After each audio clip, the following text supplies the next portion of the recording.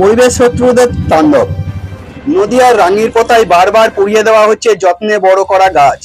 একদিকে যখন বিশ্ব উষ্ণায়ন নিয়ে উদ্বেগের শেষ নেই, ঠিক তখনই নদিয়া জেলার ভীমপুর থানার অন্তর্গত হাটখোলা, মহাখোলা ও রাঙ্গিয়াপোতা গ্রামে পরিবেশ রক্ষার লড়াইয়ে নামা একদল যুবকের পরিশ্রমে জল ঢেলে দিচ্ছে এক শ্রেণীর দুষ্কৃতী। গত ২-৩ বছর ধরে একটি স্বেচ্ছাসেবী সংস্থা ও স্থানীয় যুবকদের উদ্যোগে রাস্তার ধারে রোপণ করা কয়েকশো মূল্যবান গাছ বারবার পুড়িয়ে যাওয়ার অভিযোগ উঠেছে। স্থানীয় সূত্রে জানা গেছে, গত কয়েক বছরে রাঙ্গিয়াপোতা গ্রামে বাসিন্দারা ও একটি স্বেচ্ছাসেবী সংস্থা মিলে রাস্তার দুধারে বহু ফুল ও ফলের গাছ লাগিয়েছিলেন। গাছগুলোকে গরু ছাগলের হাত থেকে বাঁচাতে খাঁচায় ঘেরা দেওয়া এবং নিয়মিত জল দেওয়া সেগুলোর প্রায় এক সমান বড় করে তোলা হয়েছিল।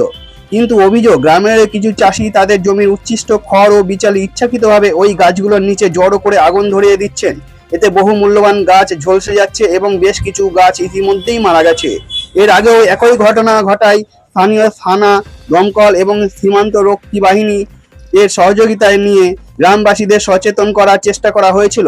অনুরোধ করা হয়েছিল যাতে অজ্ঞানবশত বা ইচ্ছাকৃতভাবে কেউ গাছগুলোতে আগুন না দেন, কিন্তু সেই অনুরোধকে বুড়ো আঙুল দেখিয়ে গত কয়েকদিন ধরে আবারও আগুনের তাণ্ডব শুরু হয়েছে। স্থানীয়দের দাবি, পুলিশ প্রশাসনকে বারবার জানানো সত্ত্বেও তারা কেন কঠোর ব্যবস্থা নিচ্ছেন না, যার ফলে অপরাধীরা পার পেয়ে যাচ্ছে।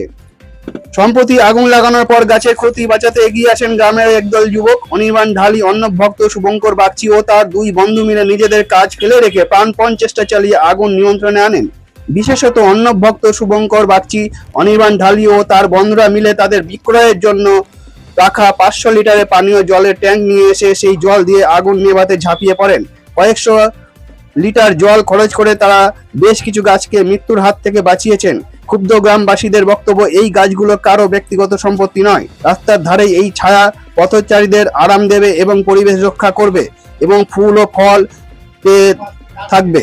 অথচ কিছু মানুষের কাণ্ডজ্ঞানহীনতায় এই সম্পদ নষ্ট হচ্ছে। অনির্বাণ ও শুভঙ্করদের মতে, যুবকরা দিনরাত পরিশ্রম ও অর্থ ব্যয় করে যে সবুজায়ন গড়ে তুলেছেন তা রক্ষার পুলিশ প্রশাসন কেন সক্রিয় হচ্ছেন না, তা নিয়ে তীব্র নিন্দা জানানো হয়েছে। অবিলম্বে দোষীদের চিহ্নিত করে শাস্তির দাবি জানিয়েছেন স্বেচ্ছাসেবী সংস্থার সদস্যরা।